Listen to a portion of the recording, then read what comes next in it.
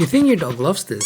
They don't. And that's just number one. Here are 5 things you are probably doing right now that hurts your dog's trust and feeling. Not because you're a bad owner, but because nobody told you. And every single one has an easy fix. Number 1. Hugging your dog. Let's start with the one that's going to upset most people. Hugging. It's the most common way humans show affection, and when you love your dog, it's completely natural to want to hug and squeeze them the same way. But here's what the science actually shows. In 2016, a researcher analyzed 250 photos of people hugging dogs. 81.6% showed clear stress signals, ears back, head turned away, and lip licking.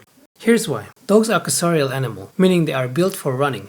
Their first line of defense in any stressful situation isn't their teeth, it's their ability to escape. And when you hug them, you physically remove that option. For a lot of dogs, that triggers a low-level threat response, even with someone they completely trust. Some dogs tolerate hugs well, but the keyword is tolerate. They're letting you, not loving it. So here's what you should do instead. Get down on their level, let them come to you, and use long slow strokes along their back and side. That's the dog version of hug, and they love it. Number 2. Punishing your dogs after something they did a while ago. So you come back home, walk in the door to see your shoe chewed or something knocked off the shelf or a poo-poo on the carpet. You tell them off, they look guilty, put their head down and tail tucked. But here's the problem. They have absolutely no idea what they did wrong. Dogs live almost entirely in the present moment.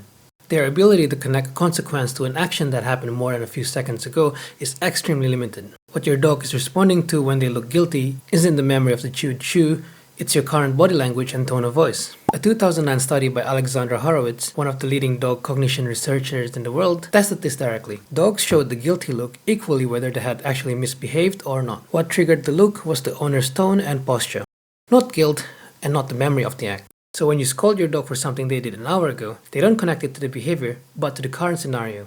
In this case, your arrival home. Meaning they start to become anxious every time you walk through the door. The only way to solve this is to catch them on the act. Immediately interrupt the behavior with a sharp sound like a clap or a click and redirect them to a positive behavior. And if you didn't catch them in the act, let it go, clean it up, and focus on preventing it next time. Number 3. Inconsistent rules. Today the couch is fine, tomorrow it's, hey, get down. One day they get scraps from the table, next day they get yelled at for begging. To you, that's just life. To your dog, that's living with someone who keeps changing the rules and never explains why.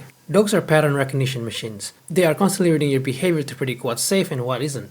When the rules change based on your mood rather than their behavior, they can't build a reliable pattern. The result is a dog that is always slightly on edge, always reading your face for signals, always uncertain. So here's the fix. Start with 3 rules. Just 3. Same rule, every day, no exceptions. Always let your dog on the sofa or never let your dog on the sofa. You'll see the difference in your dog within a week. They stop scanning your face for clues and they start actually relaxing. Number 4. Forcing interactions. When a stranger reaches toward your dog, but your dog leans back or stepped away, and you say, it's okay, it's friendly, and physically guide your dog towards them anyway, what you just did was override your dog's attempt to communicate. Dogs have clear ways of saying they're not comfortable, such as looking away, moving back, lowering their head, or staying still. When those signals are consistently ignored, dogs learn that communicating discomfort doesn't work. And when communication doesn't work, the only tool left is escalation, such as a growl or a snap, something that you can't ignore. Respecting when they say no, even to someone you trust, builds a dog that feels safe communicating with you, and a dog that feels safe communicating will never need to escalate.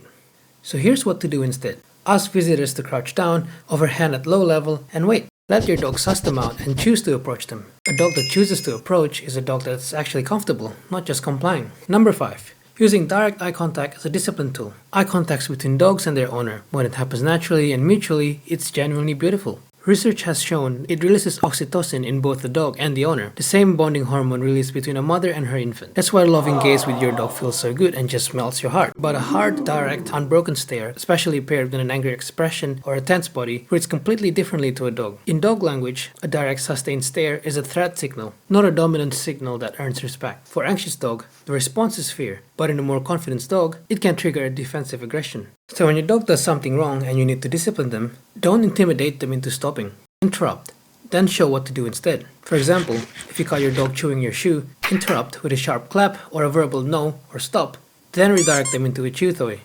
That's it.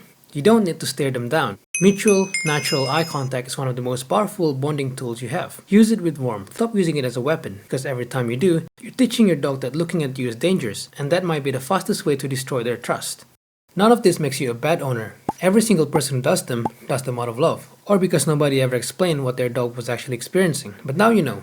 Subscribe if you don't want to miss what's coming next. Cheers!